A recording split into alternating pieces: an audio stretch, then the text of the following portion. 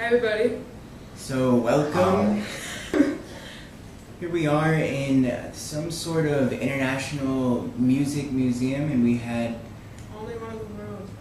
We had the idea that we would share a little bit of our understanding of how reality is a vibration and how kind of like human tuning can help you really synchronize with the correct path in like what you're doing when you feel stressed, or maybe when you feel lazy, or maybe when you feel good.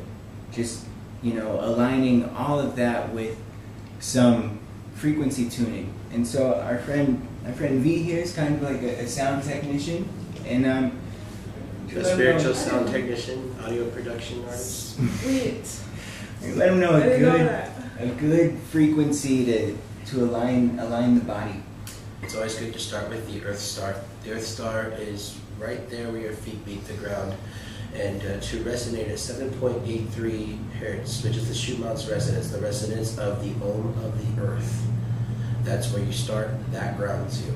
852 hertz is the crown chakra. If you can align between those two, you fine-tune the Earth Star and fine-tune the crown and work your way in each direction, choosing a frequency all the way to the center, and you meet in the heart, and then you expand, and the toroid field then blossoms and activates the transcendental chakra system, and then allows the micro chakras to breathe. So yeah, it's good to start with 7.83 hertz, and then just remember, you can look this up on your own time. Solfeggio tones, those are the specific tones for each chakra in the body. The way I tune my body is the Do Re Mi song from Sound of Music. I discovered, when you can sing that, and Do is your crown, or not crown, root chakra, and then going up the scale goes up the chakras. So Re is the sacral chakra, and then Mi is solar plexus. So I find that's the most powerful way to tune your body, and you can sing that song anywhere. As it starts getting even more profound, because we're talking about reality being a vibration. So we're using these primal or primordial sounds to really help tune the energy body. But then we have to remember that within the energy body is our emotional body, and within the emotional body is our physical body, within the physical body is our mental body, and these are all just different vibrations. It's like a understanding of light being condensed until it becomes a sound, and sound being condensed, it becomes like an emotion, and then like a physical body, and then even so much that it's like neurons going on in the brain creating these thoughts. So remembering that when we're tuning ourselves, also we want to be aligning thought and the body. Sit. If you're going to tune yourself, sit with your spine straight. Be in there if you're going to really try to do it, because if you start tuning your chakras using the hertz and those frequencies, using the Do, Re, Mi, Fa, Sol, La, Ti, but your back is slouched when you get to the solar plexus, when you get to the sacral chakra, you're going to be sending in that tuning vibration, but it's going to hit at an angle, and it's actually not going to tune you correctly, because your body, that physical vehicle, is part of the vibrational reality, and it needs to also be aligned to receive the tuning. So being this focused and aware and mindful that I'm going to choose this method, but remembering where your body is, where your mind is, and where your heart's at. If we want to tune the heart to love, I know the mantra Yam alone is pretty good, but then we have several other mantras, and we also have several other sounds.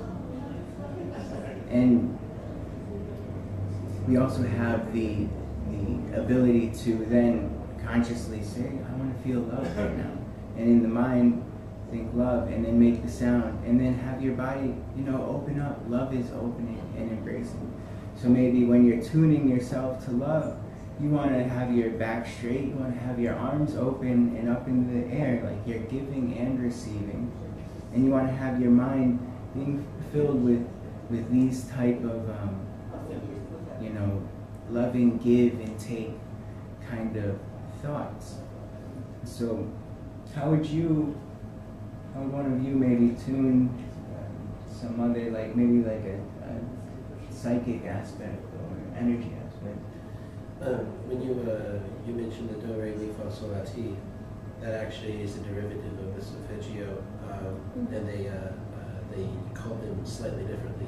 I do not remember them off the top of my head. But then you brought up the slouch, and how you would, if you were slouching when you worked with the frequencies, that it would go at an angle. That is true to a point.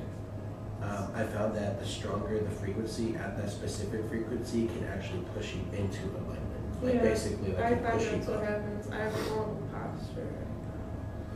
So you can actually, if you find yourself habitually slouching, you can actually strengthen the tone to basically push you into alignment. With vibrational tuning, but if you're not tuning your intention to maintain yourself straight, relatively quickly you could find yourself slouching again, and it's just we're multi-dimensional consciousness.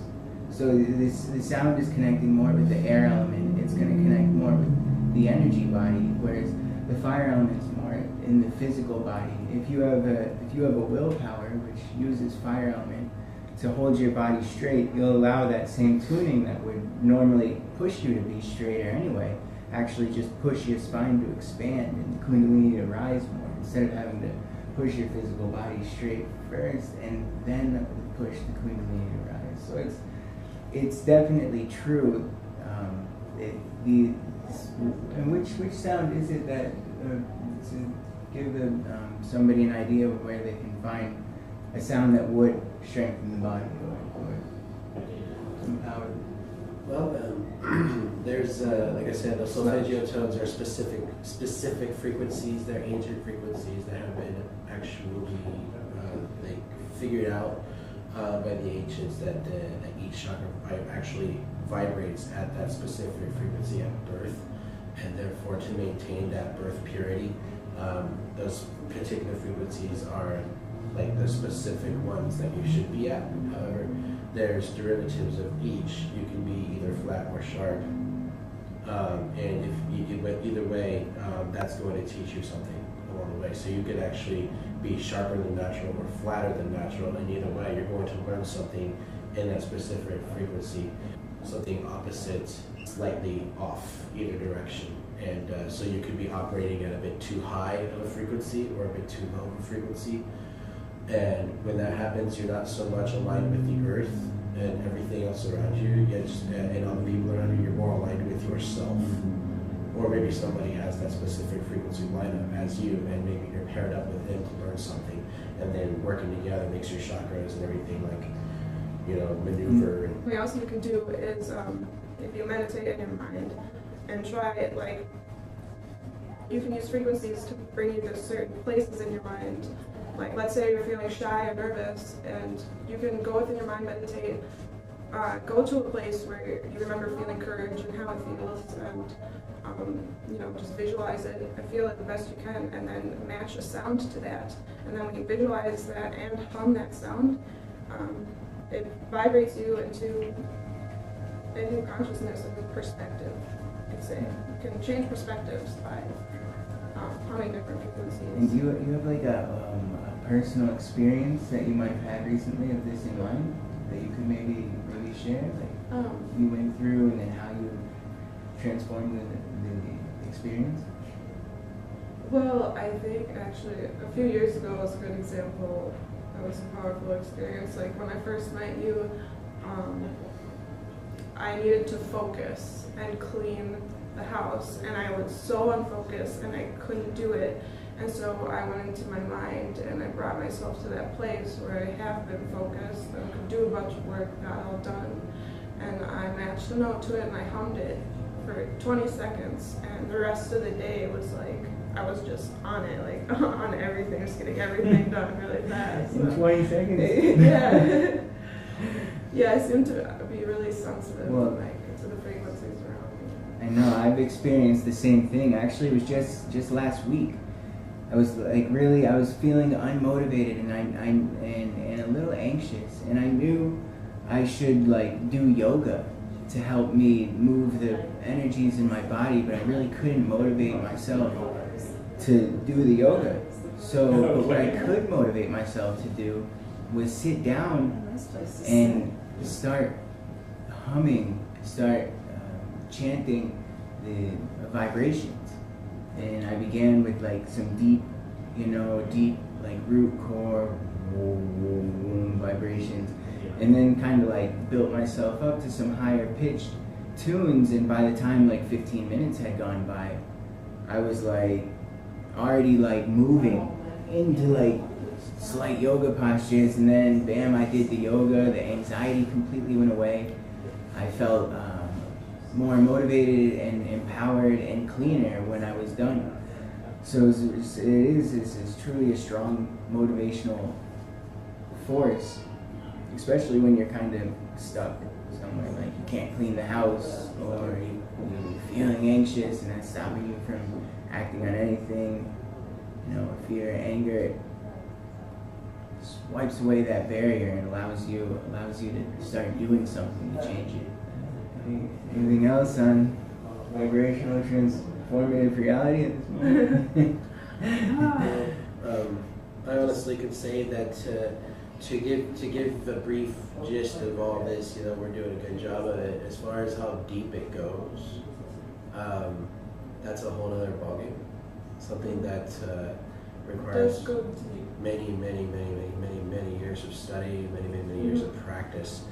And if any of this is of interest to any of you out there watching this video, I highly recommend that you should definitely start digging and practicing, because that way practice makes perfect pitch. Bring yourself into alignment. Just from one little bit alone is a stepping stone in inception. Yeah, it's good to be aware too that when you take a vitamin, that's pretty much eating a frequency to help your body. Listening to that frequency has the same effect as eating that vitamin.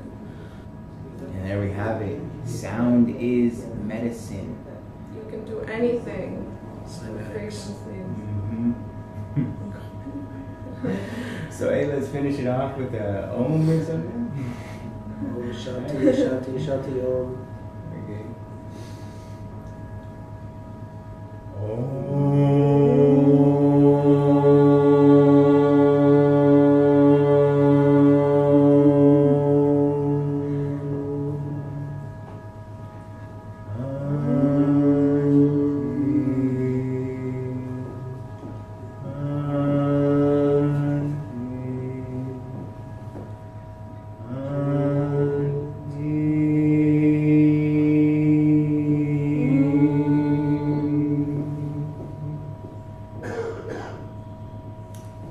That's beautiful. Something opposite. Something opposite.